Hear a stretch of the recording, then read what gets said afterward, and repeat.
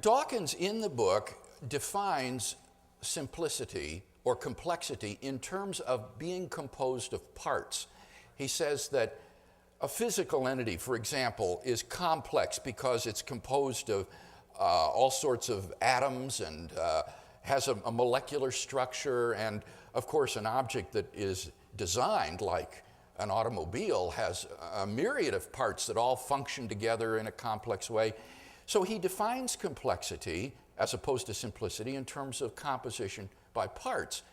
Well, it immediately follows that a mind is then incredibly simple because a mind doesn't have any parts. Now, you might be thinking, well, a mind, is that, you mean the brain? No, I'm not talking about the brain. The brain is clearly a very complex organ in our bodies. In fact, I understand it's the most complex system in the entire universe, the human brain. But when I'm talking about the mind, I don't mean a physical object like the brain. I'm talking about a self, a self-conscious, immaterial entity. Sometimes in theology we would call this the soul, for example, as opposed to the body.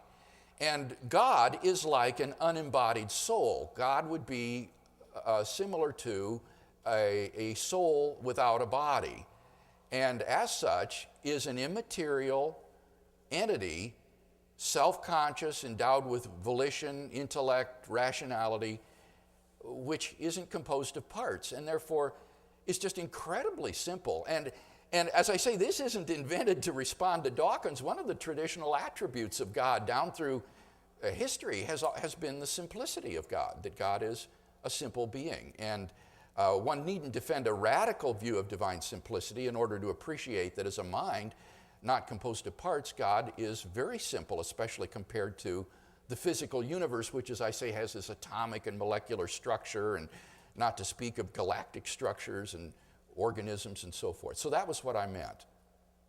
Now, a mind's ideas, to contrast that with the mind, ideas are the concepts that a mind might be thinking about. I might be thinking about my wife, say, back in Atlanta, or I might be thinking about God himself, or I might be thinking about a book I was recently reading, or I might be thinking about the infinitesimal calculus. And those are all ideas or concepts that vary in their complexity, obviously. If I'm thinking about infinite set theory, that's obviously much more complex than if I'm thinking about, say, arithmetic. But those are ideas, those are complex, but the mind itself is a very simple entity. So that was what I meant.